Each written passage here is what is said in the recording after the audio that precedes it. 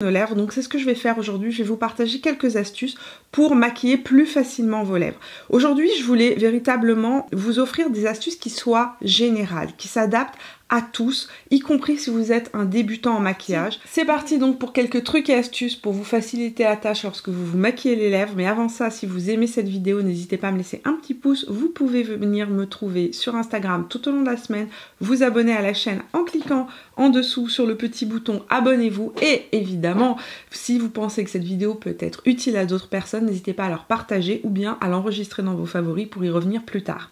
Première chose dont on va parler de préparer nos lèvres. C'est hyper important, évidemment, avant de vous maquiller, d'avoir des lèvres en bon état. Si vos lèvres sont extrêmement abîmées, je vous déconseille d'appliquer un rouge à lèvres, ça pourrait vraiment faire un effet qui ne va pas être joli.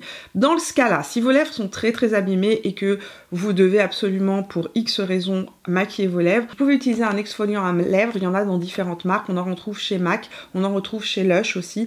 Moi, mes préférés, c'est souvent ceux de Lush parce qu'ils sont complètement naturels, qu'on peut les manger juste après les avoir appliqués sur nos lèvres. Vous pouvez aussi vous créer votre propre exfoliant à lèvres si vous avez le temps. À ce moment-là, il vous suffit de mélanger quelques gouttes d'huile. Vous pouvez mettre huile d'olive, huile de jojoba avec du sucre, bien mélanger, venir appliquer ça sur vos lèvres quelques secondes, laisser le sucre commencer à fondre et ensuite venir exfolier. Maintenant, ce que je voulais vous partager aujourd'hui, c'est une petite astuce pour ne pas en arriver au point d'avoir les lèvres super abîmées. Et pour ça, vous pouvez exfolier vos lèvres de manière chimique plusieurs fois par semaine. Ce que vous pouvez faire pour éviter d'en arriver là et d'avoir les lèvres très abîmées, c'est d'utiliser une essence qui soit à base d'acide lactique. Donc si vous avez une essence à la maison, une lotion qui contient de l'acide lactique, vous pouvez l'appliquer le soir sur vos lèvres. Moi, celle que j'adore, c'est celle de Stila. Elle est un petit peu gélatineuse, elle est vraiment parfaite parce qu'à l'intérieur, vous avez un ensemble de facteurs d'hydratation qui sont présents, donc ça va venir repulper, hydrater vos lèvres, et en même temps, grâce aux acides lactiques qui sont présents dans l'essence, ça va venir légèrement exfolier vos lèvres pendant la nuit. Après avoir appliqué donc votre essence, il va falloir sceller l'essence pour que ça fasse un effet occlusif et que le lendemain vous ayez des lèvres de bébé. Pour cela, vous pouvez utiliser un actif qui est répandu, disponible partout et absolument peu cher. La vaseline. La vaseline ne coûte rien du tout et c'est un des meilleurs, entre guillemets, occlusifs que l'on puisse utiliser sur la peau pour éviter la perte d'hydratation pendant la nuit ou pendant la journée, et ça va permettre en fait aux actifs qu'on aura appliqués avant avec l'essence de venir faire leur travail. Si vous voulez utiliser autre chose que de la vaseline, pensez au baume de nuit. Celui qui est très connu, c'est le Lip Sleeping Mask de la neige, qui est fait pour avoir cet effet occlusif sur les lèvres, éviter la perte d'hydratation au courant de la nuit, mais c'est un produit aussi que j'utilise parfois en journée pour donner un petit côté un peu plus glossy aux lèvres tout en venant les traiter. C'est un produit aussi qui va apporter de l'hydratation. Moralité, le lendemain matin, ce que vous allez avoir, c'est que vous aurez des lèvres qui seront exfoliées naturellement, sans passer par la case abrasion qu'on peut avoir avec un exfoliant mécanique, et vous aurez des lèvres repulpées et hydratées et toutes douces. Voilà pour la première astuce. Deuxième astuce ou deuxième conseil que je vais vous donner, utilisez un crayon à lèvres. Utiliser un crayon à lèvres, c'est important pour deux raisons. Le crayon à lèvres permet d'éviter que votre rouge à lèvres ne bave ou ne file dans les ridules des lèvres au courant de la journée ou au courant de la soirée lorsque vous allez appliquer votre rouge à lèvres. Pourquoi? Parce qu'en fait, le crayon à lèvres est fabriqué avec une formule qui est plus cireuse. Le fait que la formule d'un crayon à lèvres soit plus cireuse, ça va faire une barrière entre vos lèvres et le rouge à lèvres pour éviter que celui-ci ne file ou ne bouge au courant de la journée.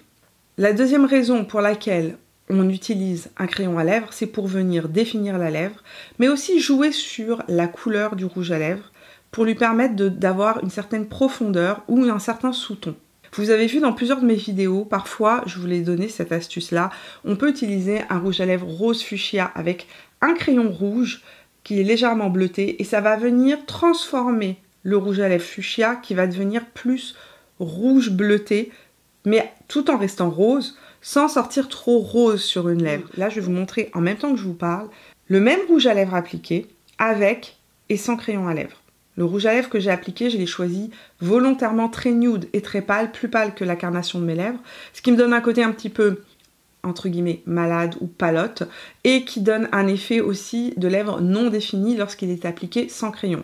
Lorsque je viens appliquer un crayon avec un rouge à lèvres qui est très nude, je viens donner de la définition et du contraste à mes lèvres, et donc ça donne un côté plus volumineux et ça permet de porter un rouge à lèvres nude. Donc surtout, ne portez pas un rouge à lèvres nude sans avoir appliqué de crayon, c'est extrêmement important.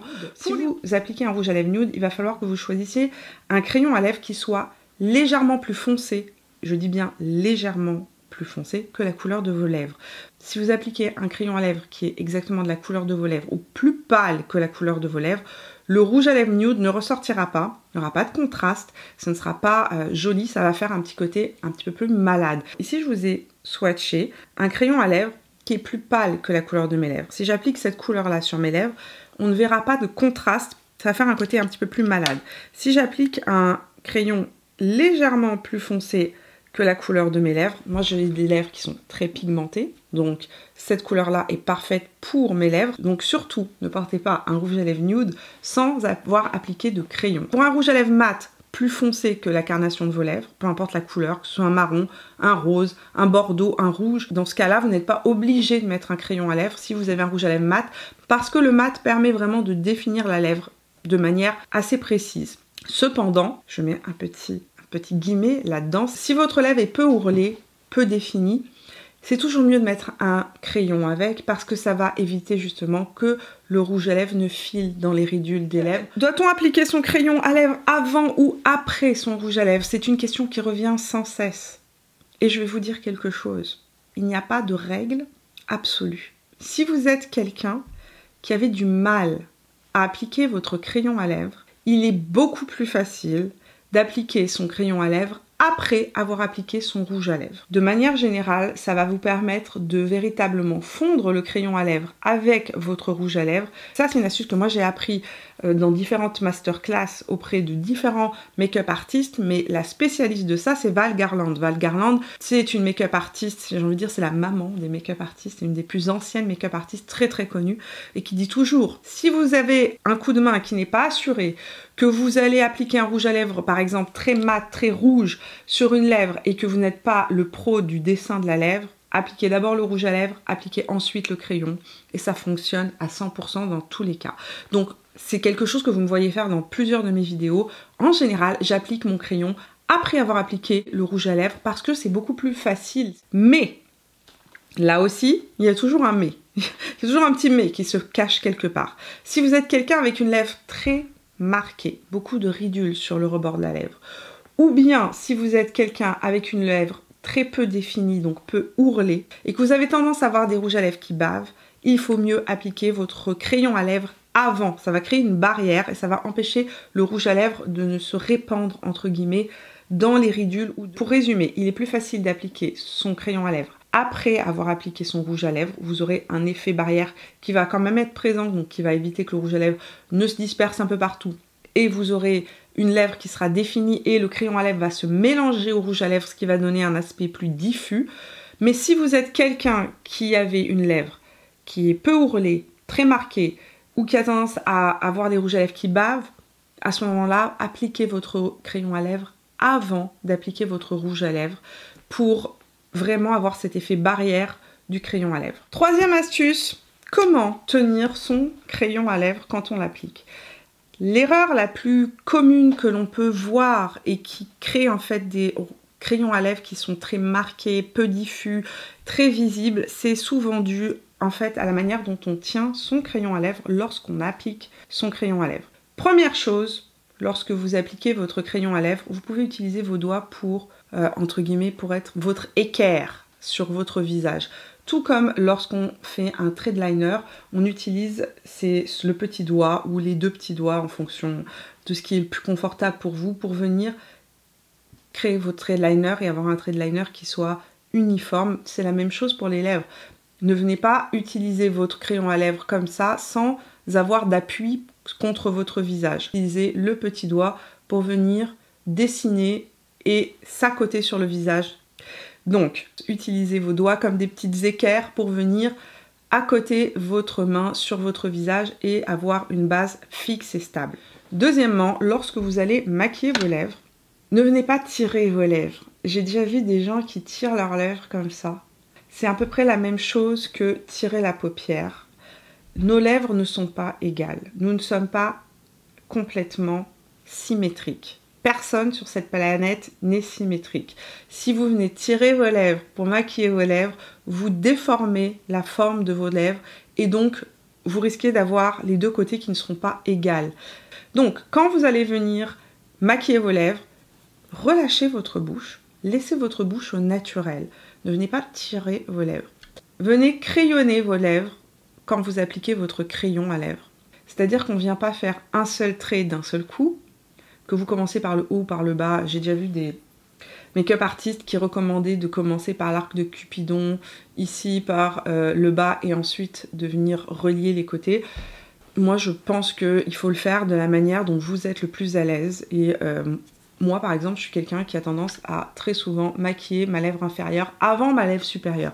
C'est comme ça que je le fais dans la vie de tous les jours et que ça vient le plus naturellement possible. Donc, ne vous imposez rien. Hein. Ne vous dites pas il faut commencer par l'angle externe, puis revenir vers l'angle interne. Vous allez vous compliquer la tâche. Par contre, la manière dont vous tenez votre crayon et la manière dont vous allez appliquer votre crayon, c'est ça qui va faire la différence. C'est pas vraiment le côté par lequel vous allez commencer. Donc, on ne fait pas un seul trait, mais on vient crayonner. En tout cas, moi, c'est plus facile pour moi de venir crayonner. Ne venez pas faire un seul trait d'un seul coup, vous risquez de vous rater. Venez crayonner.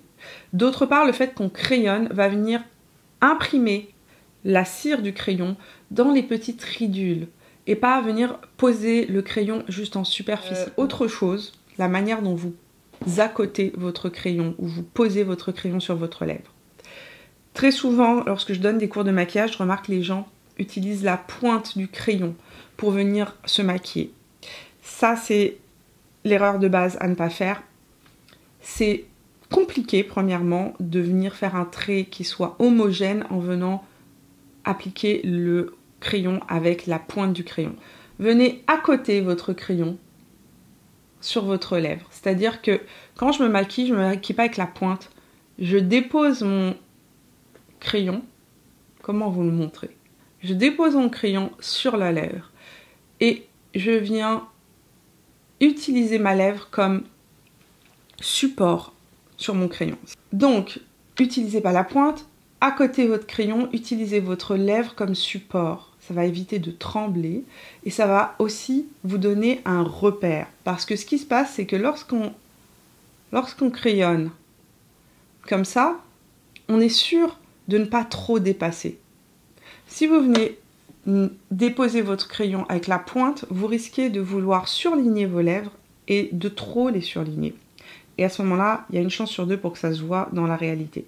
Ça va vraiment donner cette espèce de crayon, vous savez, très années 90, tellement plus foncé que la lèvre, où on voyait véritablement le crayon apparaître et pas le crayon fondu dans le rouge à lèvres. Donc, accotez votre crayon et faites des petits, j'ai envie de dire, crayonnés. Ne faites pas un seul trait.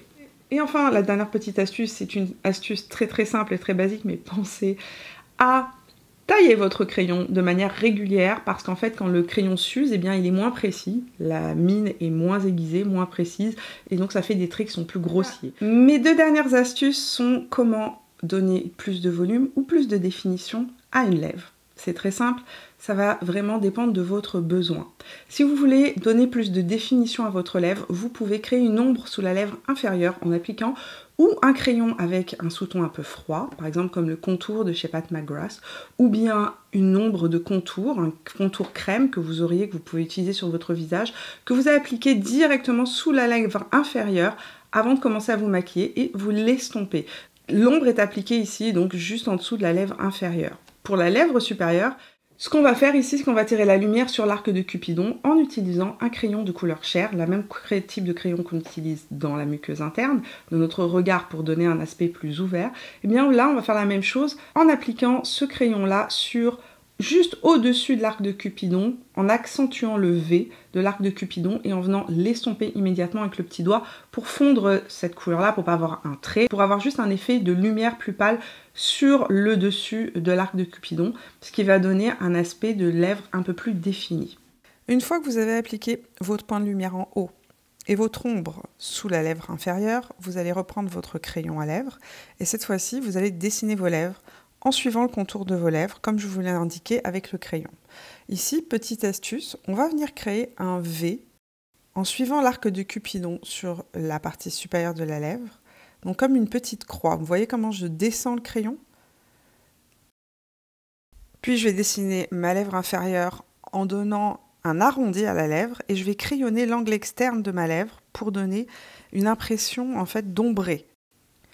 Là, ce que je suis en train de faire, donc, c'est de crayonner l'angle externe de mes lèvres pour donner une impression d'ombre. Et comme vous voyez, la partie interne de mes lèvres paraît beaucoup plus pâle, plus claire, ce qui va donner une impression donc de volume, de lèvres plus pulpeuses. Quand on va appliquer le rouge à lèvres, la partie au centre apparaîtra légèrement plus pâle et donc plus volumineuse, plus pulpeuse. Pour donner plus de volume à une lèvre, ce qu'on va chercher pour créer un aspect d'une lèvre plus pulpeuse, c'est de créer des rondeurs. On ne va pas créer des lignes droites sur nos lèvres en venant relier l'arc de Cupidon à l'angle externe. On va créer de la rondeur en venant légèrement arrondir l'angle externe de notre lèvre supérieure et inférieure. C'est-à-dire qu'on va, ce qu'on appelle dans le jargon des make-up artistes, on va un petit peu couper la lèvre. C'est-à-dire qu'on ne va pas relier ici l'angle de Cupidon à l'angle externe dans un geste avec une ligne droite, ce qui va faire une lèvre un petit peu plus définie, mais plus plate et moins rebondie. Ce que je vais faire, c'est que je vais créer de la rondeur en faisant un petit peu un arc de cercle, en arrondissant légèrement le volume de ma lèvre sur l'extérieur. Maintenant que vous connaissez toutes ces astuces, à vous de jouer avec et de voir ce qui vous convient le mieux. En se maquillant, on apprend à connaître son visage, on apprend à connaître ce qu'on aime. Bien évidemment, le but, ce n'est pas de vous transformer, le but, c'est de vous sublimer. Le but, c'est de venir regarder ce que vous avez plutôt que ce que vous n'avez pas. Très souvent, lorsque j'ai des élèves qui viennent dans mes cours, que ce soit mes cours de yoga ou que ce soit mes cours de maquillage, c'est toujours la même chose. On commence par me dire ce qu'on n'a pas. Ce que je vais vous demander de faire après cette vidéo, c'est d'un soir au calme, un jour où vous n'êtes pas attendu, de prendre le temps d'aller expérimenter ces techniques-là et de regarder avec bienveillance votre reflet dans le miroir et de regarder ce que vous avez. Qu'est-ce que j'ai? Pas qu'est-ce que je n'ai pas. On a tous un visage qui est asymétrique, on a tous des défauts, mais on a tous aussi des qualités. Regardez ce que vous avez et sublimez-le. C'est ce que je vous invite à essayer de faire. Un jour où vous n'êtes pas attendu, un soir, amusez-vous avec ces techniques. Essayez et ratez. C'est en ratant que l'on apprend. Je vous le dis à chaque fois, dans toutes mes vidéos un peu cours de maquillage, je vous l'explique. Je me suis ratée 1 million de fois. C'est en me ratant que j'ai appris. Et c'est en ratant que vous apprendrez. Donc prenez le temps, essayez. Une chose à la fois. N'intégrez pas tout en même temps parce que sinon vous allez être perdu, mais prenez une technique après l'autre, commencez à l'intégrer dans votre routine maquillage et voyez comment ça s'inscrit, si ça vous convient ou si ça ne vous convient pas. Prenez ce que vous avez à apprendre de cette vidéo et laissez le reste. Le maquillage, ça n'est pas sérieux, c'est un jeu. Je vous laisse sur ces bonnes paroles. Merci d'être resté avec moi jusqu'au bout de cette vidéo. J'espère qu'elle vous a plu, j'espère que vous avez passé un agréable moment avec moi. Si j'ai pas répondu à toutes vos questions, vous pouvez me les poser dans les questions juste sous cette vidéo. Ça me fait toujours plaisir de vous lire. Je vous fais plein de bisous. Si la vidéo vous a plu, laissez un petit pouce. Si vous pensez qu'elle peut être utile à d'autres, partagez-la. On se retrouve très prochainement pour de nouvelles aventures. Jusque-là, portez-vous bien. Ciao!